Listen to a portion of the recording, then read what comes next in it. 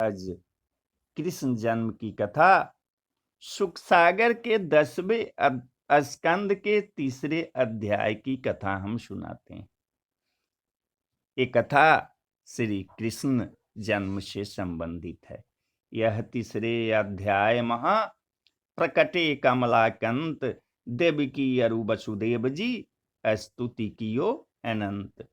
श्री सुखदेव जी बोले कि हे राजन परीक्षित, अब मैं तुम्हें वह आनंददायक कथा सुनाता हूं जिसके लिए तुम्हारा हृदय बारंबार उत्साहित हो रहा है। सुनो, जब ब्रह्मा आदि सब देवता कमलाकांत अनंत श्री विष्णु जी की स्तुति कर निज निज लोक में चले गए, तब आवागमन से रहित स्वतंत्र भगवान ने जन्म लिया।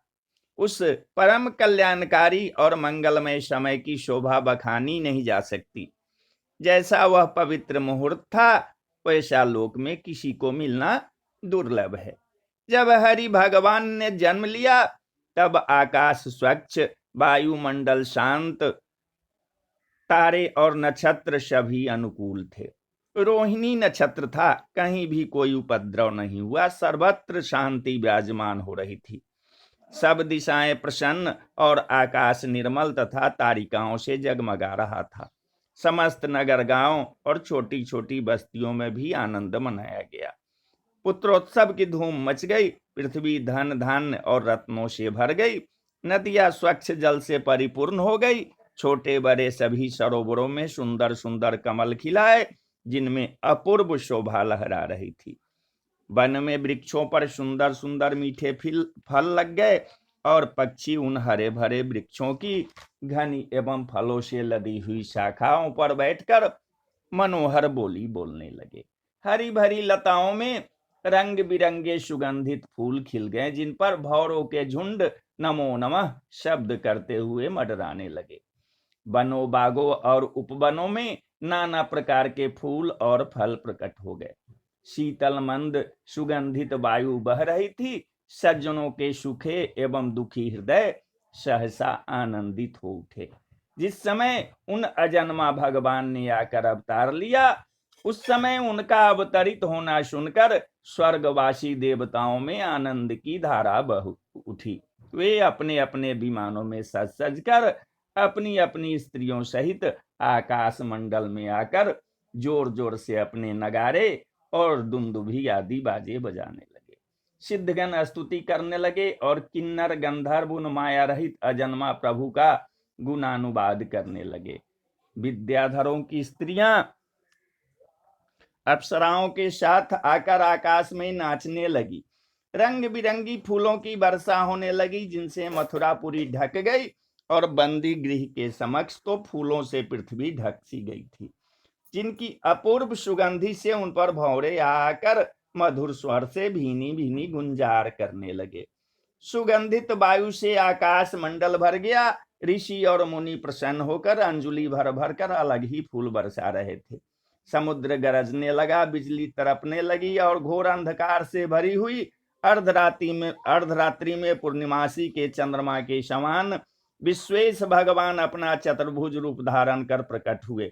उनका श्याम वर्ण रूप, कमल के से नेत्र, चार भुजा जिनमें शंख चक्र गदा और पद्म शोभायमान हो रहा था, पीताम्बर पहने, गले में बैजंती माला धारण किए, कानों में मकराकृत कुंडल शोभायमान हो रहा था, मस्तक पर किरीट और मुकुट लसा हुआ था। इस प्रकार जब भूभार तारण श्रीहरि अपना बाल रूप धारण कर कंस के बंदी गृह में देवकी के गर्भ से प्रकट हुए, तो चारों ओर प्रकाश फैल गया।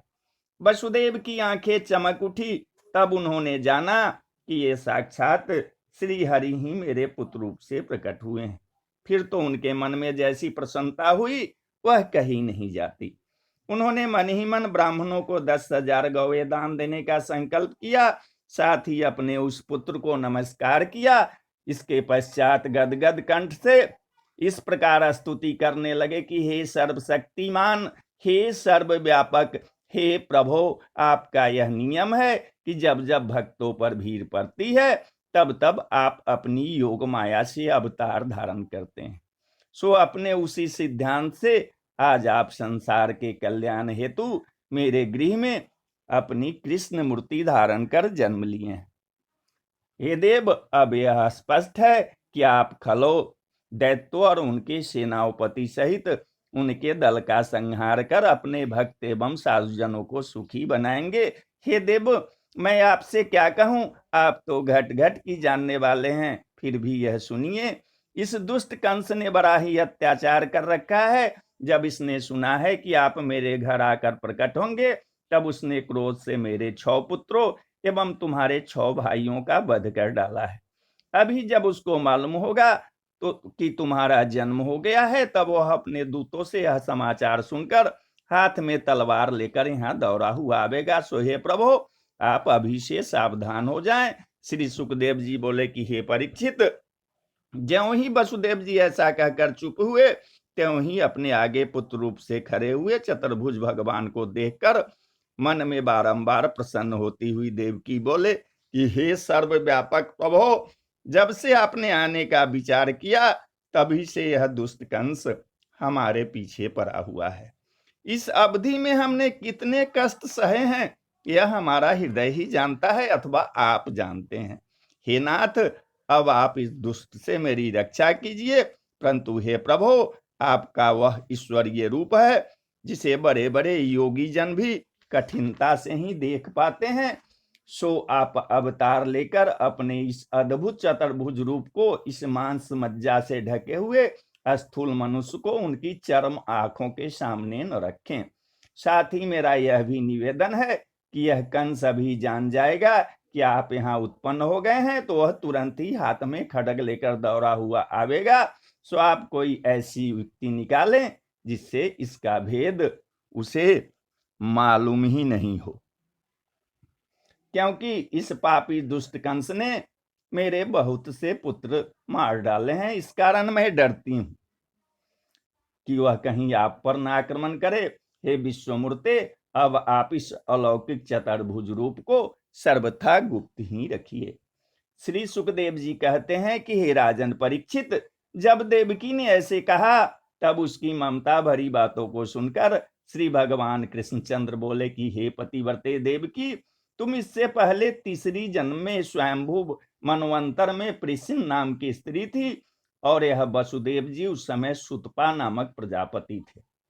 तब उसके पश्चात जब तुम्हें ब्रह्मा जी ने सृष्टि रचने को कहा, उस समय तुम दोनों ने मुझ में मन लगाकर बड़ा कठोर तप किया, और ऐसा उग्र तप किया कि वर्षा, वायु, धूप, शीत, आग, ताप और भिन्न भिन्न धातुओं के धर्मों का कष्ट सहकर अंतःकरण के मल को जला दिया, और गिरे हुए सूखे पत्ते तथा वायु का भोजन करते हुए तुम दोनों ने बड़े प्रेम से मेरी पूजा आराधना की। इस प्रकार मुझ में मन लगाकर अत्यंत दुष्कर तपस्या करते करते तुम दोनों ने 12,000 वर्ष व्यतीत कर दिए। हे देवकी, उस समय मैं तुम्हारे ऊपर प्रसन्न होकर तुम्हें वर देने की इच्छा से इसी चतुर्भुज स्वरूप को धारण कर तुम्हारे सम्मुख प्रकट हुआ। और जब मैंने तुमसे वर मांगने के लिए कहा, तब तुमने कहा कि हे प्रभु, मैं तुम्हारे ही जैसा पुत्र चाहती हूँ। उस समय तक तुम दोनों को मैथुन आदि का कुछ भी ज्ञान नहीं था, और न तुम्हें कोई संतान थी। बस इसी कारण से मेरी योग माया ने तुमसे ऐसा वर मांगने को बाध्य किया। जब मैं चला गया, तब तुम दोनों ने मुझको पाकर अपना मनोरथ सफल किया, अर्थात विषय भोगों में लगे। अतः तुम लोग बड़े ही पवित्र हो और सदा से पवित्र रहे हो। तो बोलिए जय श्री कृष्ण, जय श्री कृष्ण।